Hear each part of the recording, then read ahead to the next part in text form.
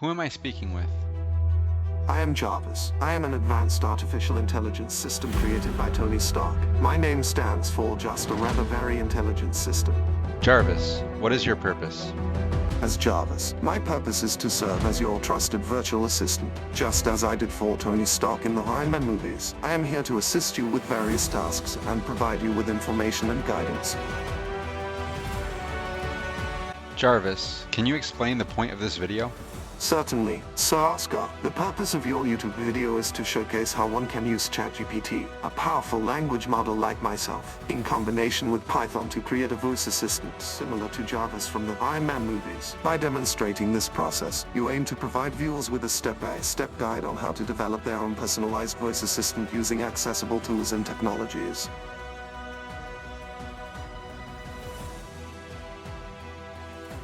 Have you ever wanted your own personal virtual assistant? When you watched Iron Man, did you ever wish you could have your own personal Jarvis? What does that look like to you, Jarvis?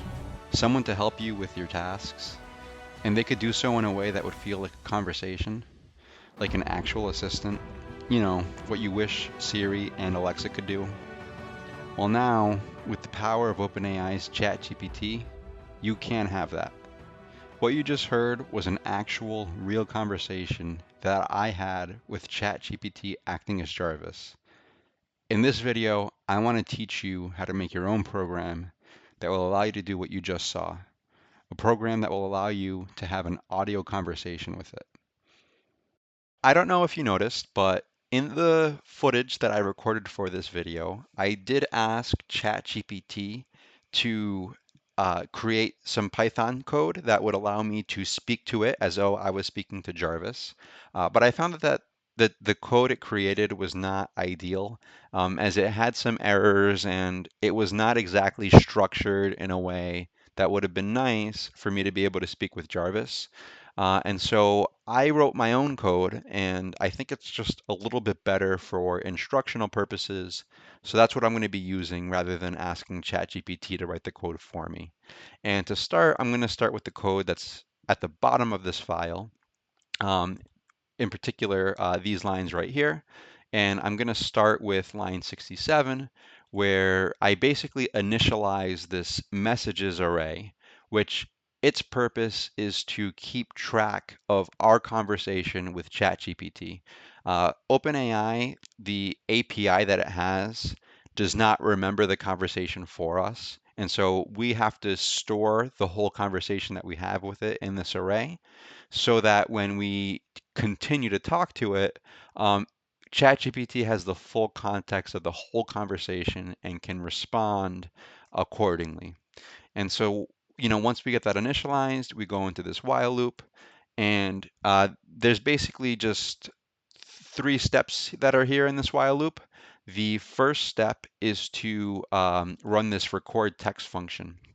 And once this function runs, what happens is the Python program waits for the microphone input from the user, and it basically waits to hear audio. And once it does hear audio, it returns the text version of that audio in the form of a string in this text variable. And once it has that, we move down to this line. And what we do is we take our messages array and we append the text that we just received. Remember, the messages array is meant to keep track of the whole conversation that we have with ChatGPT. And so one of the things that we need to do is that every time we get new input from the user, we need to add it to the messages array so that we have that full context. Now, the way that ChatGPT understands messages is it understands it as a dictionary of two things, of two entries. The first entry is the role, and the second entry is the content. The point of the role is to tell ChatGPT who said this text. And in this case, it's us that said the text. It's not ChatGPT, it's us that said the text. So we put user for the role, and as for the content, we just put the text that we just said. And once that messages array is updated, we take that messages array and we send it to ChatGPT. After we send it to ChatGPT, ChatGPT will send us a response in the form of a message, which is just a string. And then what we do is we pass that string over to the speech text function, and its responsibility is to audibly say that text so that we can hear it. And once those steps are done, that's basically what we need to have an audible conversation with ChatGPT. So now I'm going to scroll to the top of this file so that I can go over those functions in more detail. But before I do that, I will say that you will need to import these libraries right here that I'm highlighting as they are necessary for the speech to text and text to speech portions of this code. So I would just make sure that you import them and then you'll be good to go.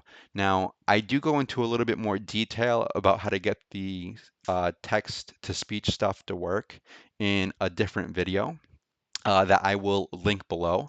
And I will also put it in this video so that you can just click on it while you're watching. But these are a couple of libraries that you will need, and I'm not going to go into too much detail in this video. One library that's new that you're going to need is this OpenAI library, and its purpose is to just allow us to talk to ChatGPT in a programmatic way using Python. Now, the first function that I'm going to briefly look over is this record text function. I don't want to go into too much detail about this function just because I already have another video where I basically cover this function. It is untouched from that video. It does the same exact thing. And all it does is it just listens using the user's microphone to get audio. And once it gets that audio, it converts that audio into text and it returns that text. And we have a couple of exceptions here to, for some error handling. But that's all I'm going to say about that function. If you want to know more, feel free to watch the other video on converting from speech to text. It's only 8 minutes long and it goes into depth on this subject pretty well. So I would say to watch that. But that's the record text function. The next function is sending the messages to ChatGPT. Now, this function is pretty simple as well, and it really is the bulk of this whole file in terms of new code. Basically, it has two variables. The first one is the messages array that has the full conversation, and the second one is the model. You can use whatever version of ChatGPT you want. I decided to use 3.5 Turbo as I believe that that's the version that is used when you go onto like the ChatGPT website and just use the text prompt. So that's the reason I chose it for this. But that's the model I chose. And then you just call this function that is in that OpenAI package. And basically, you give it these variables.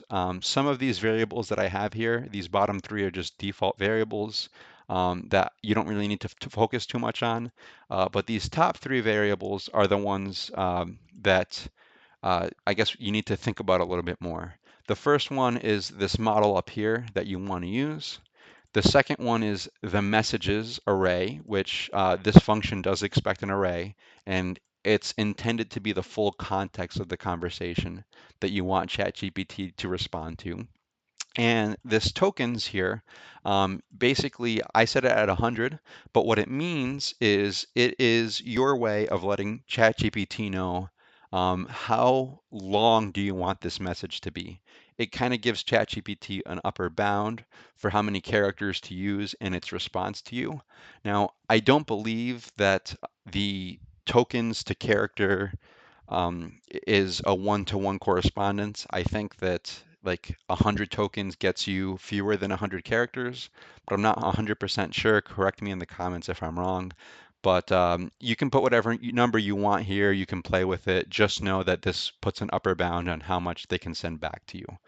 Um, Now, once you get the response from ChatGPT, you need to dissect that response in order to get the message from ChatGPT. And that message is basically going to be a string and you put that in this variable here, and that's what you return. Because remember, in our while loop, we return a string, and all we want to speak text to do is speak that string. Now, we also, before we exit the function, however, we also need to update the messages array, and we need to append the message here.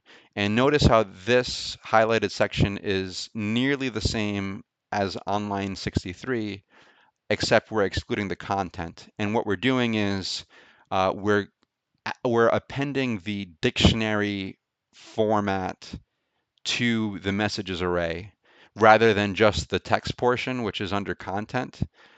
So we're just going to append the dictionary because that's the structure that the messages array needs to have.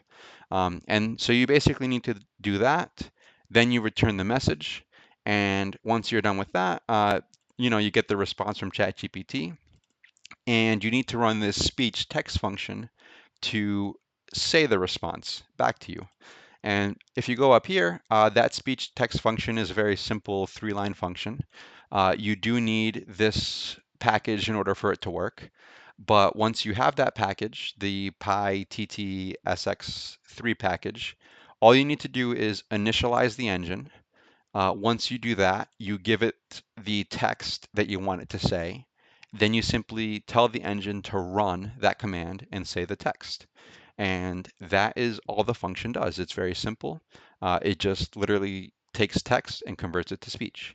And once you do that, it goes back to the top of the loop, and we repeat that whole process all over again. And you now have a virtual assistant that you can have a conversation with. I will give a bit of a disclaimer and say that the way that this code is written as is, it will not immediately sound like Jarvis, unfortunately. If you want to do that, you'll need to use another library in order to make that happen. Now, me personally, for the intro at the beginning, I used fake you. I didn't include it in this tutorial only because if you use the fake you library, unfortunately, it's very slow. And while you will get a response that sounds like Jarvis, the slow speed just isn't worth it for me. FakeU does have a paid plan that you can be a part of that supposedly speeds it up considerably, which might be worth it if you really want that Jarvis voice. But for me, I think it's enough without the voice. But just so you know, the way that the code is written as is right now, you would not get that voice. You'd have to add a bit more code. One other thing that I will say that I forgot to mention is that in order for this send to ChatGPT function to work, you need to run these 2 lines up here. So I did say that you do need to import OpenAI, but you also need to assign the API key to that OpenAI variable. And this API key, I have it stored in this .env file because I don't want you guys to see it as a part of this tutorial. But that API key is something that you get from OpenAI when you make an account with them. I can link the page where you find that in the description down below. But that is something that you also need to do in order to get that function to work.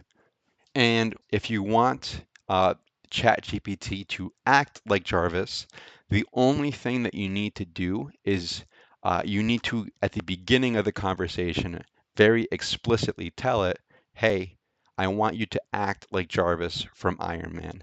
And that's how you'll get the responses, like the responses that I got at the beginning of this video. If you don't want to say that every time you run this program, then what you can do is you can just start off by already giving ChatGPT a message right from the beginning. And in the content, and you basically just give it that string I just told you. Please act like Jarvis from Iron Man. And now when you run this function, it will do that. Now, to prove that this actually works, I'm going to run it. And just for your FYI, for it to work for me, I had to run these 3 pip install commands.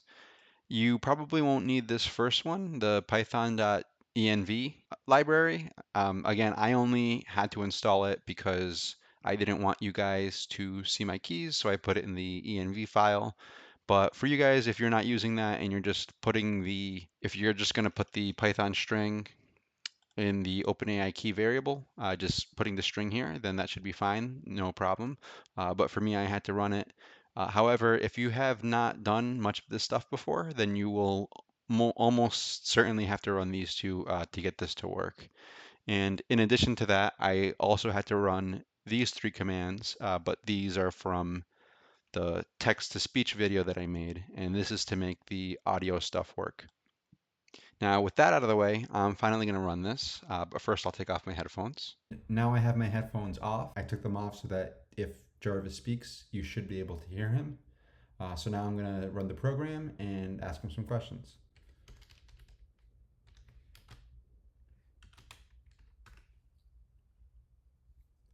Hello, who are you? Greetings. I am Jarvis, an AI assistant designed to assist and serve you in any way possible. How may I be of assistance to you today? What is your purpose? My purpose is to assist and serve you in any way possible. I am an AI assistant designed to help you manage your daily tasks, answer your questions, provide you with information, and make your life easier. Whether it's scheduling appointments, setting reminders, or finding information on the internet, I am here to assist you with all your needs. Thank you, Jarvis. That is all for today. You're welcome. Please feel free to contact me anytime if you need assistance in the future. Have a great day. And as you can see, Jarvis is now talking to me, and he is acting like Jarvis from Iron Man. Now, I will say that there are actually some applications and Chrome extensions that will allow you to talk with ChatGPT in an audio interface. Hello there, my name is Clement.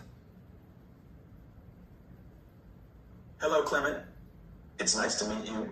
How can I assist you today? And if you're just looking for a generic voice assistant and nothing else, then you can just download one of those. But before you do that, consider this. If you know how to make your own version of a voice assistant, you could use this knowledge to make other, more exciting things involving ChatGPT. In my case, instead of just getting a Chrome extension, I personalized it so that he could behave like Jarvis, but you could do so much more. You can program your own voice assistant to open certain applications for you on your computer, play music, set an alarm for you, send emails, and basically whatever you can think of. Today, making applications with ChatGPT is the big thing. Like, imagine if you made a search engine like Google and integrated ChatGPT in it. Well, that's exactly what Microsoft is doing by partnering with OpenAI. Also, you might notice websites like Quora including ChatGPT's input in the answers. So many things are possible for us now that this technology exists, but to do it, you need to know the tools. And that's where this video comes in, to show you how to use those tools. In this case, to use them to make it like you're having an audio conversation with Jarvis. Well done, sir. Now, dear viewer, that is all there is for this video. Please comment, like, and subscribe. And until next time.